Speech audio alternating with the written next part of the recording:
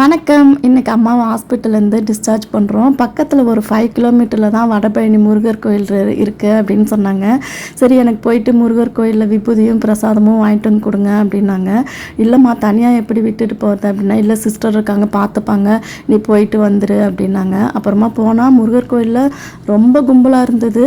1 ஹவரில் திரை வேற போட்டுருவாங்க அப்படின்னாங்க. அப்புறமா பார்த்துட்டு 50 ரூபாய் டிக்கெட் வாங்கிட்டு சீக்கிரமாக போயிட்டு சாமியை பார்த்துட்டு திருப்தியாக வந்துட்டோம்.